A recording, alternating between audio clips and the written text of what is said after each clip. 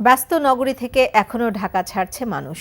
Train বাসে উপচে পড়া ভিড় থাকলেও লঞ্চে নেই তেমন ভিড়। ট্রেনে শিডিউল বিপর্যয় আর বাসে অতিরিক্ত ভাড়া ও জ্যামের ভোগান্তি যেন পিছু ছাড়ছে না।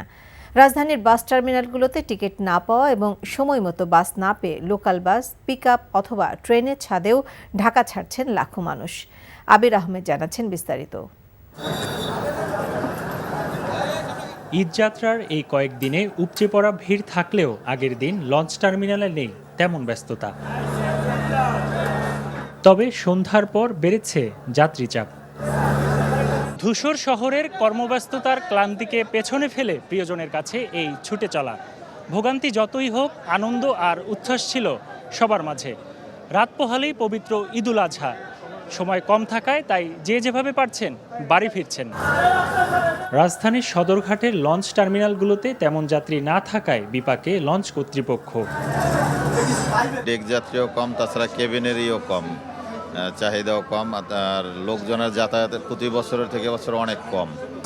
এবছর ঈদের ট্রিপগুলো সম্পূর্ণ লস, কেউ লাভের মুখ পড়া দেখতে পাবে না।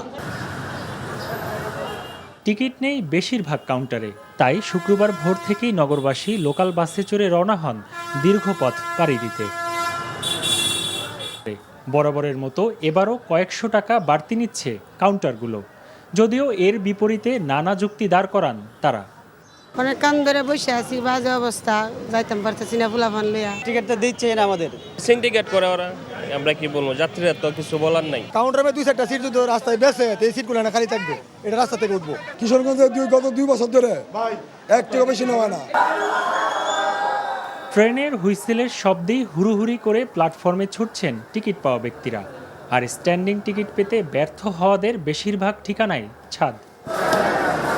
দেশে যেমন সবাই মা বাপ আছে, হ্যাঁ, আত্মীয় স্বজন সবাই মিলে দিলে একটা ঈদ করবো। বাড়িতে পরিবার আছে, এই জন্য পরিবারের সাথে ঈদ কাটানোর জন্য।